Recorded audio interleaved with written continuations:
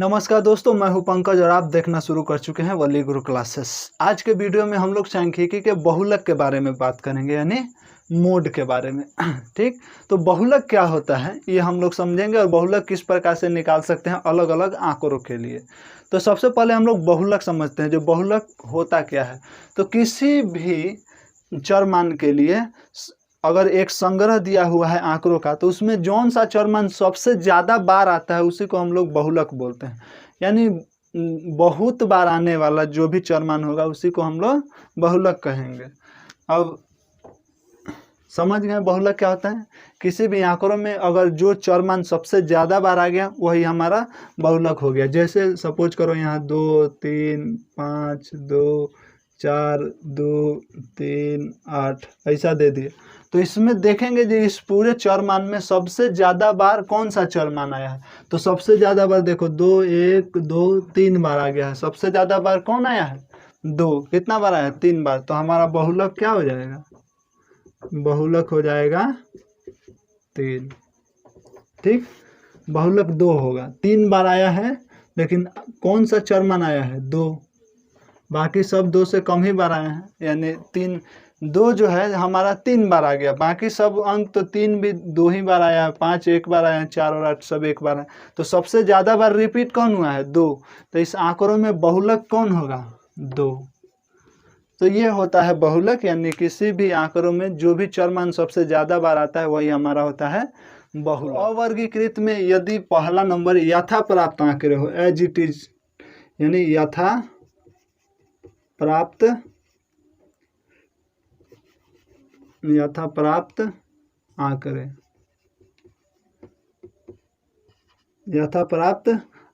तो यथा प्राप्त आंकड़े कौन सा होता है? रैंडमली, जैसे ये एक एग्जांपल में यथा प्राप्त आंकड़ों का ये एक उदाहरण है। तो यथा प्राप्त आंकड़े में क्या होगा? रैंडमली कोई भी हमको चरमान दे दिया उसमें, तो यथा प्राप्त आंकड़े में जो है हम लोग बहुलक कौन निकालेंगे? देखेंगे उस आंकड़ा में जो भी चीज़ बार बार आ रहा होगा, सबसे ज़्यादा बार आया होगा, वही उसका बहुलक हो जाएगा। और दूसरा में होता है एक बारंबारता, अवर्गीकृत बारंबारता, अवर्गीकृत बारंबारता बंटन,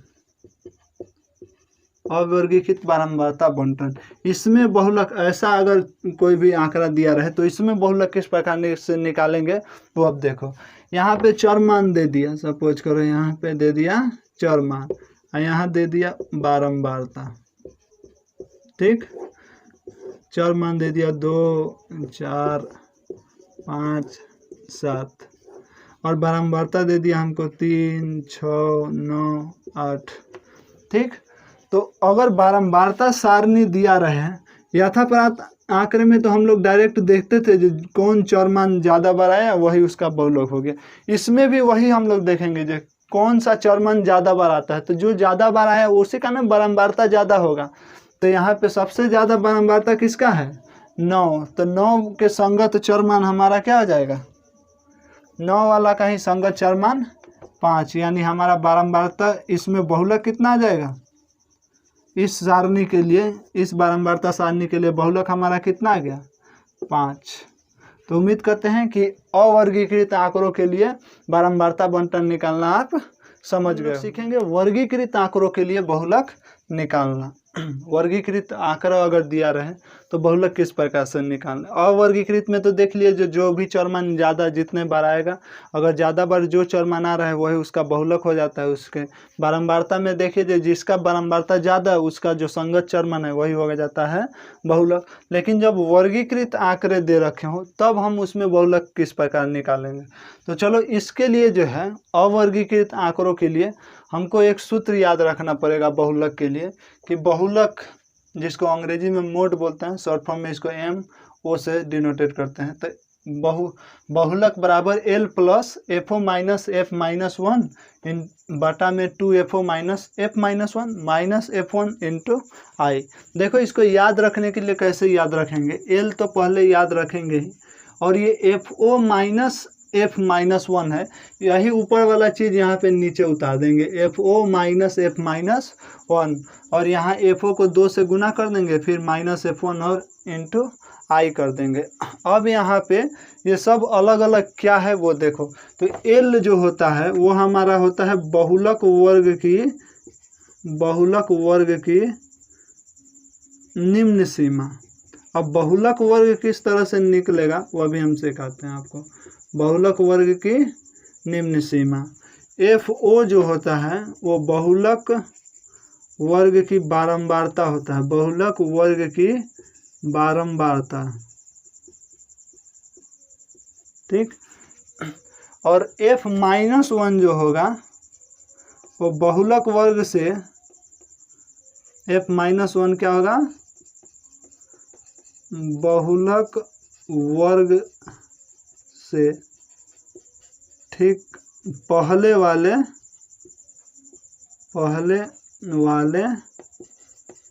वर्ग की बारंबारता, ठीक। और उसी तरह एफ वन जो होगा वो हमारा होगा बहुलक वर्ग के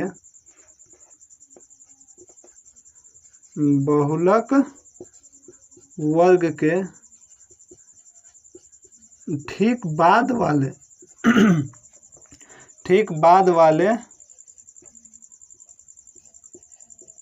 वर्ग की बारंबारता। और जो आई दिख रहा होगा ये आई होता है वर्ग माप।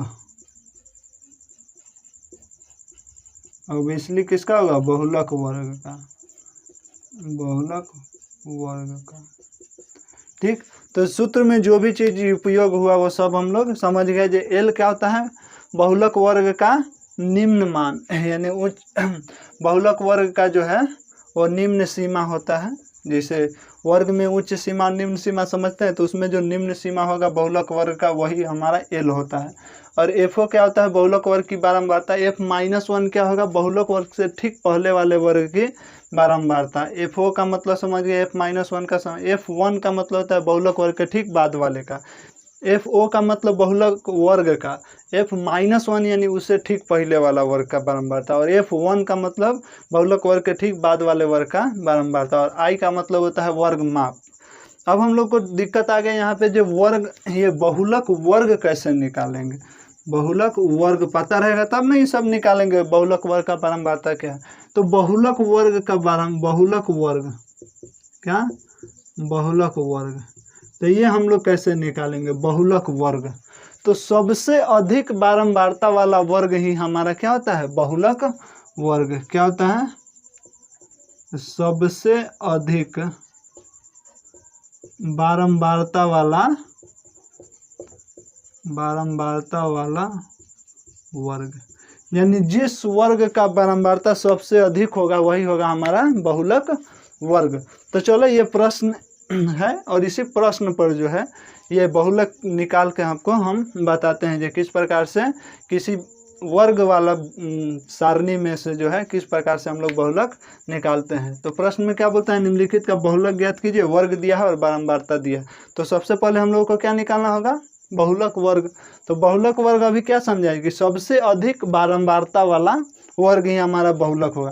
तो इसमें देखो ये 25, 15, 20, 30, 65 सबसे अधिक यही ना है। सबसे अधिक बारंबारता किसका है, 65 है सबसे अधिक बारंबारता। तो हमारा बहुलक वर्ग कितना आ गया, 60 से 70, यही बहुलक वर्ग आ गया, ठीक। तो हमको बहुलक वर्ग आ गया, और बहुलक निकालना सीखो। तो एल का मतलब क्या होगा, बहुलक वर्ग की निम्न सीमा। एमओ बराबर, एक बार सूत्र लिख लेते हैं, L plus F O minus F minus one. अब बाटा में यही चीज़ ऊपर वाला ही नीचे उतार लेंगे, F O minus F minus one, लेकिन इसमें क्या करेंगे 2 से गुना, अब माइनस एफ वन गुना आई, यही होगा हमको बहुलक का सूत्र। अब यहाँ पे एल क्या होता है, बहुलक वर्ग की निम्न सीमा। तो अभी निकाले बहुलक वर्ग कौन सा है, सबसे अधिक बारंबारता वाला वर्ग, यानी 65 वाला वर्ग। तो 60 से 70, तो इसमें एल यानी बहुलक वर्ग की निम्न सीमा कितना है, 60। तो यहाँ लिख दिए 60 जोड़। एफ ओ का मतलब अभी क्या बताएं, बहुलक वर्ग की बारंबारता। तो इसका बारंबारता कितना है, 65। तो 65 अब प्लस माइनस है यहाँ पे, तो माइनस एफ माइनस वन, यानी बहुलक वर्ग के ठीक ऊपर वाले वर्ग का बारंबारता तो कितना है 30, बाटा में फिर यही लिख देंगे 65 माइनस 30 F0 इंटू, लेकिन यहाँ पे क्या हो जाएगा 2 से गुना, और फिर माइनस आ जाएगा हमारा F1, यानी इस ठीक बहुलक वर्ग के बाद वाले वर्ग की बारंबारता। तो F1 कितना है 50 और गुना I, यानी ये वर्ग माप कितना है इसका, देखो 20 से 30 जा रहा है, 10 से 20 जा रहा है, 0 से 10, यानी वर्ग की चौड़ाई कितना है 10। अब इसी को सॉल्व कर लेंगे, बहुलक निकल जाएगा। 60 प्लस 65 में से 30 गया, कितना होगा 35 बटा 65 दूना 130 माइनस 30 माइनस 50 और गुना 10, या 60 प्लस 35 बटा 130 में से हम लोग 80 घटा दिए तो कितना बच गया 50 और गुना 10, 0 से 0 काट दिए, 5 सत्ते 35 बराबर कितना आ गया हमको 60 जोड़ 7 बराबर कितना 67, यानी बहुलक यानी MO बराबर कितना आ गया 67। तो उम्मीद करते हैं कि वर्गीकृत आंकड़ों का बहुलक किस प्रकार से निकालते हैं वो आप समझ गए होंगे। वर्गीकृत आंकड़ों के लिए यह सूत्र आपको याद रखना ही पड़ेगा। वर्गीकृत आंकड़ों के लिए बहुलक निकालने के लिए क्या होता है MO यानी बहुलक बराबर L plus FO minus F-1 बटा 2 FO minus F-1 minus F1 into I। याद रखने के लिए अभी हम बताएं जो ऊपर वाला है उसी को नीचे उतार देंगे, लेकिन यहाँ पे 2 कर देंगे और माइनस F1 करके गुना कर देंगे I से। अब हम लोग चलते हैं इसका बहुलक का कुछ गुण और कुछ दोष है उसको हम लोग जानेंगे, और इस प्रकार से बहुलक हम लोग का खत्म हो जाएगा। तो चलिए अगले स्लाइड पर हम लोग सीखते हैं बहुलक का कुछ गुण और तो चलो अब जानते हैं बहुलक का जो है कुछ गुण और कुछ दोष भी होता है। क्या क्या गुण होते हैं सो देखो, बहुलक का गुण होता है कि दैनिक जीवन में यह काफ़ी उपयोगी होता है। दैनिक जीवन में बहुलक का बहुत ज़्यादा प्रयोग होता है, ये इसका गुण है। ये क्यों उपयोग होता है, क्या कि सरलता होता है, गणना में काफ़ी सरलता होता है, यानी इसीलिए इसका दैनिक जीवन में काफ़ी प्रयोग होता है। उसके बाद चरम मानों की अवहेलना, चरम मानों की अवहेलना दोनों होता है, कभी कभार गुण भी हो जाता है और कभी कभी दोष भी हो जाता है। तो ये गुण भी होता है, दोष में भी आएगा आपको चरम मानों की अवहेलना, ठीक। उसके बाद सबसे अच्छा प्रतिनिधित्व करता है, ये बहुलक में बहुत अच्छा ये गुण है, सबसे अच्छा प्रतिनिधित्व करता है। प्रतिनिधित्व का मतलब क्या, आंकड़ों के साथ मिला जुला, तो जो सबसे ज़्यादा बार आता है वही होता है बहुलक। तो सबसे ज़्यादा बार आएगा यानी आंकड़ों में उसी का वर्चस्व रहेगा, तो ये सबसे अच्छा प्रतिनिधित्व करता है अपने आंकड़ों का। और दोष क्या है, ये अनिश्चितता है, इसका क्या है अनिश्चित है, कोई गारंटी नहीं है। कोई एक चर मान यहाँ पे मान लिया 2 4 6 था, यहाँ पे 4 था, तो अभी कौन सा है 4 बहुलक है, लेकिन एक ही मान, यहाँ 4 चर मान है, फिर भी यहाँ पे बहुलक कौन है 4, यानी 4 2 बार आया है इसलिए बहुलक है। अगर 1 2 मान और बढ़ा दिया जाए, 2 मान और बढ़ा दे 2 2, तो अभी कौन सा बहुलक अब हो गया, अब सबसे ज़्यादा बार कौन आया 2 आ गया, तो अब थोड़ी ही देर में बहुलक बदल गया। तो इसमें यही होता है, इसका दोष क्या है जो अनिश्चित है, ये कब क्या बदल जाएगा इसका कोई गारंटी नहीं है, तो इसका दोष पहला हो गया। उसके बाद गणना की असुविधा होती है, अगर यथाप्राप्त आंकड़े छोटे आंकड़े हैं तब तो आसानी से निकल जाता है, लेकिन जब वर्ग अंतराल वाला आंकड़ा आता है, बड़ी बड़ी आंकड़े आ जाती है, तो उस समय जो है गणना में हम लोगों को असुविधा होता है, तो ये इसका सबसे बड़ा दोष है। चरम मानों की अवहेलना अभी बताया, जो कभी कभी इसका गुण भी हो जाता है, कभी दोष भी हो जाता है, नहीं। और 5वां नियम है क्या है भ्रामक, ये चौथा ही होगा ना, हाँ।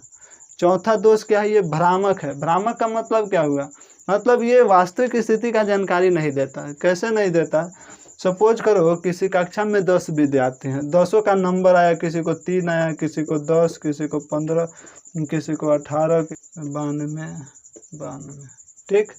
यहाँ पे 10 12 ले लो। भ्रामक कैसे है सो देखो, यहाँ पे नंबर आ रहा है 3 10 15 18 20 30 12 25 92 92, तो बहुलक क्या होगा जो सबसे ज़्यादा बार आए, तो यहाँ पे बहुलक कितना आ गया 92 आ गया।